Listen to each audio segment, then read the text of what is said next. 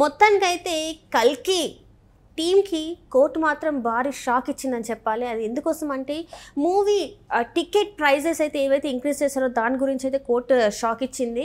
So ఈ అంశాన్ని అంటే ఎందుకు ఏం షాక్ ఇచ్చింది ఏంటనేది మనకు చెప్పడానికి మనకి తెలియజేయడానికి ఈరోజు మనతో పాటు ఉన్నారు స్టూడియోలో ప్రముఖ సినీ క్రిటిక్ దాసరి విజ్ఞాన్ గారు. నమస్కారం అండి. నమస్తే. ఇప్పుడు అయితే మరి కల్కి మూవీ టీంకి కోర్టు అయితే భారీ షాక్ ఇచ్చిందని మనకి తెలుస్తుంది. సో ఎందుకు మరి ఏంటి ఏ నిర్ణయం తీసుకున్నారు? ఇప్పుడు ఏపీలో డిప్యూటీ సీఎం హోదాలో పవన్ కళ్యాణ్ గారు ఉన్నారు.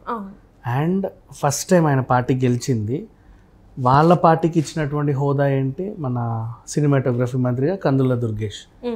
సో అండ్ నిన్నే ఇండస్ట్రీ నుంచి నిర్మాతలందరూ వెళ్ళి ఆయన కలవడం జరిగింది. ఏమని, గతంలో లాగా మన తెలుగు ఇండస్ట్రీ మళ్ళీ బాగుండాలి, ఆంధ్రాలో కూడా అప్పట్లో బోల్డ్ అని షూటింగ్లు అయ్యేవి, ఆంధ్రాలో నాన్ స్టాప్గా ఎక్కడికి వెళ్ళి ఏదో ఒక షూటింగ్ అవన్నీ ఉండేవి. ఇప్పుడు లేవు పరిస్థితులు. గతంలో లాగా కూడా మళ్ళీ ఆ వైభవం రావాలి అని చెప్పి మాట్లాడారు. తెల్లారేసరికి కోర్టులో కల్కి సినిమాకి షాక్. అంటే అయ్యే పని కాదు, బేసి అవ్వకూడదు. అంటే వాట్ ఎవర్ అంటే ఇప్పుడు ఇండస్ట్రీకి సంబంధించిన ఆయన అక్కడ డిప్యూటీ సీఎం హోదాలో ఉండి ఇండస్ట్రీకి సంబంధించిన ఆయన పెట్టినటువంటి సినిమాటోగ్రఫీ మంత్రి ఉన్న తర్వాత సినిమాకి చిక్కులు ఇట్లాంటివన్నీ చిక్కులు ఎదురవడం అనేది జరగకూడదు బేసికలీ. నెక్స్ట్ అశ్విని దత్ లాంటి ఆయనకు అసలు జరగకూడదు. ఎందుకంటే చంద్రబాబు నాయుడు గారిని అరెస్ట్ చేసినప్పుడు లాస్ట్ టైం స్కిల్ డెవలప్మెంట్ స్కామ్లో ఆ ఇండస్ట్రీ నుంచి ఎవరు ఎక్కువ మంది మాట్లాడాల, చాలా తక్కువ మంది అక్కడొకరు మాట్లాడితే కొంచెం గట్టిగా వాయిస్ వినిపించి ఇది చాలా మంచి చర్య కాదని గట్టిగా మాట్లాడింది ఆయనే.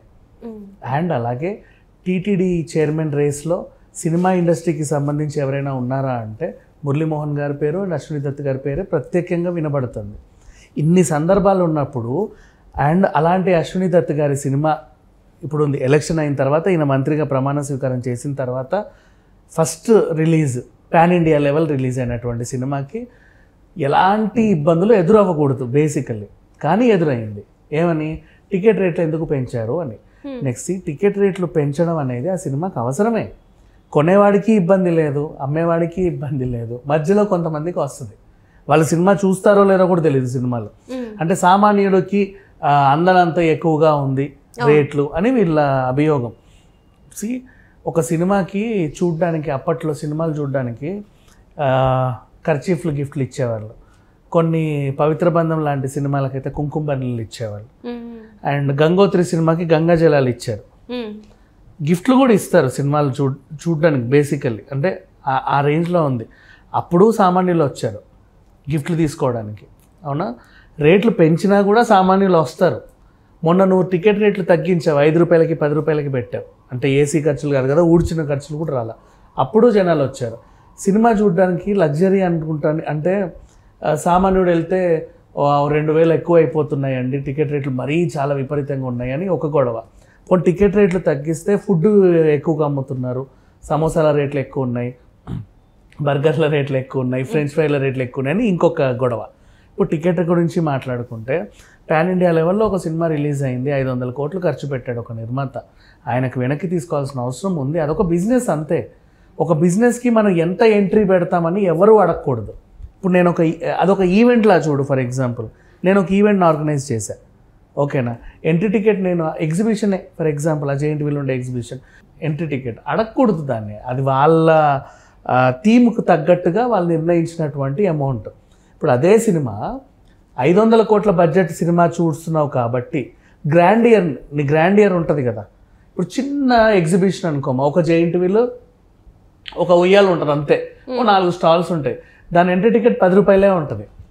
పెద్ద థీమ్ ఎగ్జిబిషన్ అవుతుంది ఇప్పుడు కూకట్పల్లిలో, అదేంటిది అక్వేరియం. దాని పెట్టుబడి ఎక్కువ కాబట్టి వాడు రిటర్న్ తీసుకోవాలి కాబట్టి సేమ్ దాని టికెట్ రేట్లు కూడా ఎక్కువ.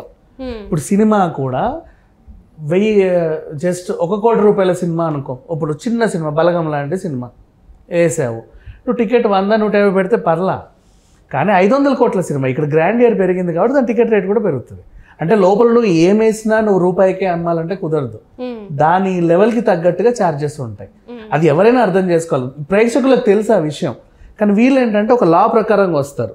సినిమా థియేటర్, సామాన్యుడు వెళ్తున్నాడు ఫ్యామిలీతో, వీడికి ఇంతకే ఉండాలి. సో వీళ్ళు ఆ క్యాలిక్యులేషన్స్ పెట్టుకుంటారు. అవి ఉండకూడదు. అంటే లోపల ఎంత గ్రాండియర్ ఉందో దానికి తగ్గట్టు ఉంటుంది ఈ ఎంట్రీ కూడా. సేమ్ అదంతే. నువ్వు ఇంకా అందుకే ఈవెంట్ ఎగ్జాంపుల్ చెప్పాను నేను. ఇప్పుడు అదే ఒక 10 ఎకరాల విస్తీర్ణంలో ఉండే థీమ్ పార్క్ అనుకో, ఇప్పుడు వండర్ లాక్ ఉండే రేట్ ఎంత ఉంటుంది? ఓ 1200 ఉంటుంది. రామోజీ ఫిలిం సిటీకి 2000 ఉంటుంది. అంటే లోపల నీ లగ్జరిటీ ఎంత పెరిగితే నీకు అంత టికెట్ రేట్ కూడా అంత పెరుగుతూ ఉంటుంది, నువ్వు అంత యూటిలైజ్ చేస్తున్నావు కాబట్టి. సేమ్ తెర మీద కూడా అంతే. నువ్వు గ్రాండియర్ ఎంత పెరిగితే, ఆ విజువల్ ఎక్స్పీరియన్స్ నీకు ఎంత పెరిగితే రేటు కూడా అంతే ఉంటుంది. తీసుకోవాలి, అది తీసుకోవాల్సిన అవసరం కూడా ఉంది. అంతే, ఖచ్చితంగా తీసుకోవాలి. ఏం ఉండదు లోపల. ఓ అమ్మాయి అబ్బాయి మాట్లాడుకుంటూ ఉంటారు, కాసేపు బైక్ల మీద తిరుగుతూ ఉంటారు, 2 పాటలు వస్తాయి, ఫ్యామిలీ ఈ ఇల్లు లేకపోతే ఆ ఇల్లు, ఒక పార్క్, ఒక పాట, సరిపోయింది. ₹1,00,00,000 సినిమా, దానికి 150 టికెట్ పెట్టి చూస్తున్నావు, డన్. అదే అక్కడ గ్రాండ్. నీకు కొత్త ప్రపంచం చూపిస్తున్నాడు, ఇంకో గ్రహం చూపిస్తున్నాడు, ఇంకేవో వింతలు చూపిస్తున్నాడు. ఇప్పుడు కల్కి సినిమా ఏంటి, శంబాల నగరం నుంచి నీకు తెలియనివేంటి ఇవన్నీ వింతలు. నెక్స్ట్ ఈ జన్మ నీకు మహా అయితే 70 ఏళ్ళకో 60 ఏళ్ళకో 100 ఏళ్ళకో నీ అదృష్టం బాగుంటే 120 ఏళ్ళకో అయిపోతుంది. నీకు 2898 చూపిస్తున్నాడు. మరి అన్నీ నువ్వు చూస్తున్నావు, అదంతా ఎక్స్పీరియన్స్ చేస్తున్నావు, ఆ లోకానికి వెళ్తున్నావు. నాకు టికెట్ రేట్ అదే ₹50 కావాలంటే ఎట్లా, అదే ₹100 కావాలంటే ఎట్లా? నెక్స్ట్ సరే, ఇప్పుడు టికెట్ రేట్లు ఇది. ఫుడ్ గురించి మాట్లాడుకుందాం. చాలామంది అదేంటిది మాల్స్లో ఫుడ్ ఎక్కువ అంటారు. ఏది ఫ్రెంచ్ ఫ్రైస్ తీసుకుంటే ₹150, పాప్కార్న్ తింటే 300 అంట. అసలు అట్లా ఎట్లా పెడతారని అడుగుతాడు. అది అవసరం. అది కూడా ఎందుకు చెప్పనా, వెరీ సింపుల్ రీజన్. ఇప్పుడు ఈ సీటింగ్ ఇదంతా ఇట్స్ నాట్ మూవబుల్. ఒకసారి పెట్టామంటే మళ్ళీ వాటిని రిపేర్లు క్లీనింగ్ ఏం చేయాలన్నా నెలకోసారి క్లీనింగ్, కొన్ని సంవత్సరాలకు ఒకసారి రెనోవేట్ చేస్తారు. కింద కార్పెట్ కనీసం 2 కోట్లు ఉంటుంది మన మల్టీప్లెక్స్లలో. Carpet they are very costly అనమాట. నువ్వు తెచ్చుకునే ఆ ₹150 ఈ దరిద్రాన్ని తిన్న తర్వాత కెచప్ని ఎక్కడ పూస్తావు? నీ మొహానికి రాసుకుంటావా, నీ బట్టలకు పూసుకుంటావా? ఇట్లా రాస్తాడు వాడు. ఎవడొచ్చి క్లీన్ చేయాలి దాన్ని? అవునా?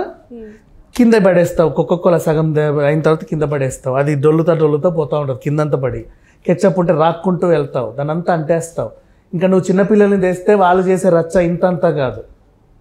ఎవడు క్లీన్ చేస్తాడు అవన్నీ? తర్వాత మళ్ళీ నెక్స్ట్ ఇంకో 2 గంటలకి ఇంకొకటి కూర్చోవాలా? వాడికి మళ్ళీ పాపం వాళ్ళంతా క్లీన్ చేసి ఇవ్వాలా? అంటే అంత హై ప్రొఫెషనల్ హౌస్ కీపింగ్ వాళ్ళని పెట్టుకోవాలంటే వాళ్ళు ఎంత ఖర్చు చేస్తున్నారు? నువ్వు కొనేది ఇంతే, నీకు ఆ 300కి అంత నొప్పి వచ్చింది. నెక్స్ట్ నువ్వు చేసే దరిద్రం అంత కనీసం 3 కోట్లు పెట్టినా తీరనిది అంత నష్టం అది. అందుకు రేట్లు ఎక్కువ పెడతారు.